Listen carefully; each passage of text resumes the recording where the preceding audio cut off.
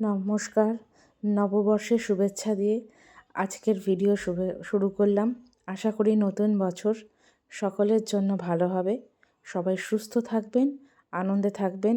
নতুন বছরে এই শুভকামনা জানিয়ে ভিডিওটি শুরু করছি। আমি কিছুদিন আগে একটা রেসিপি শেয়ার করেছিলাম শর্টসের মাধ্যমে, সেটা হচ্ছে সাদা আলুর দম। তো সেটারই রেসিপি আজকে আমি নিয়ে হাজির হয়েছি। তো তার জন্য আমি প্রথমেই বলে রাখি, রেসিপিটি সম্পূর্ণ নিরামিষ। পেঁয়াজ রসুনের কোনো ব্যবহার আমি এতে করিনি। আমি আলুর দম সাধারণত একটু নিরামিষই পছন্দ করি। পেঁয়াজ রসুনের যে টেস্ট আলুর দমে, সেটা আমার ঠিক ভালো লাগে না। তো শুরু করছি আজকের এই রেসিপিটা।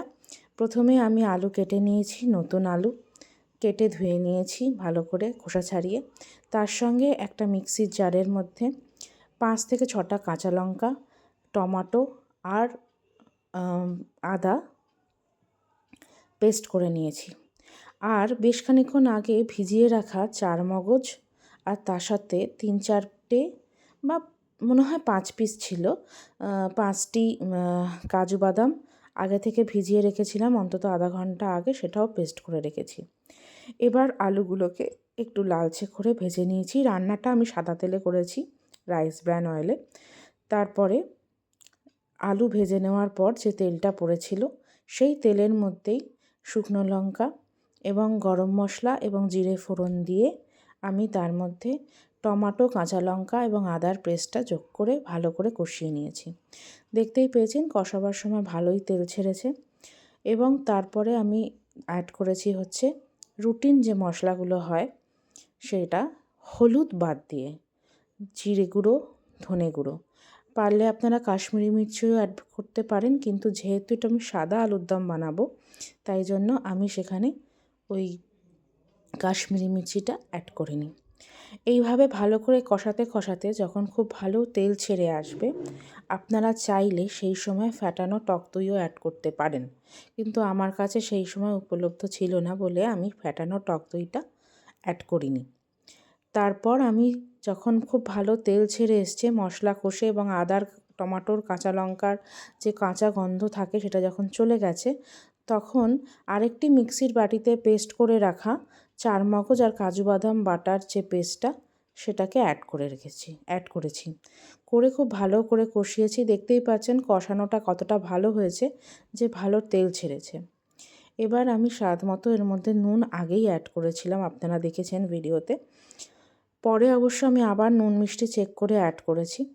তারপরে একটু সামান্য জল যোগ করে আমি এটাকে ফুটতে দিয়েছি।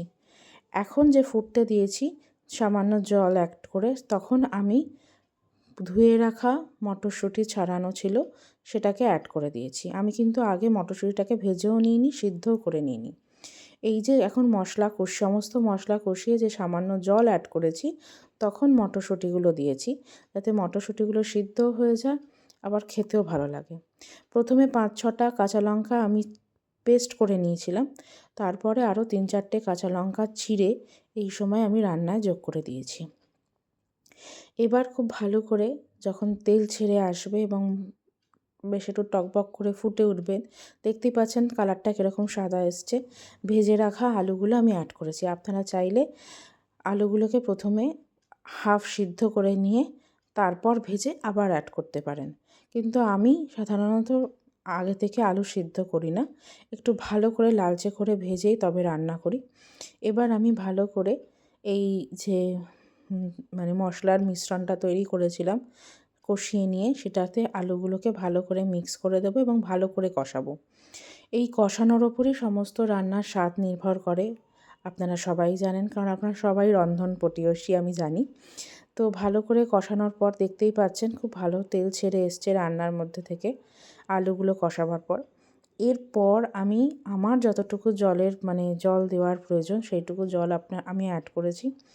চাইলে আপনার গরম জল অ্যাড করতে পারেন, কিন্তু আমি এখানে এমনি নর্মাল টেম্পারেচারের জলই অ্যাড করেছি।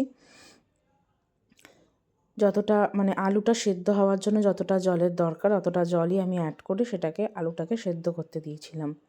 আলু যখন খুব ভালো করে সেদ্ধ হয়ে আসবে, তখন আপনারা দেখতেই পারবেন এটা হচ্ছে ফাইনাল লুক, প্রায় হয়ে গেছে আমার রান্না। গ্রেভির কনসিস্টেন্সি কতটা থিক মানে আপনি এটা রুটি পরোটা দিয়েও আরাম করে খেতে পারবেন, এবং ফ্রায়েড রাইস, পোলাও সব কিছুর সঙ্গে এই সাদা আলুর দম খুব ভালো যাবে। লাস্টে একটা শট আমি অ্যাড করতে ভুলে গেছিলাম, সেটা হচ্ছে এর ওপর আমি একটু গরম মশলা অ্যাড করেছি। কখনো কখনো আমি গরম মশলার পরিবর্তে মিঠা আতর এবং কেওড়া জল অ্যাড করি, তাতে আরও ভালো সুগন্ধ বেরোয়। তাহলে রেসিপিটা কেমন লাগলো আমাকে অবশ্যই জানাবেন।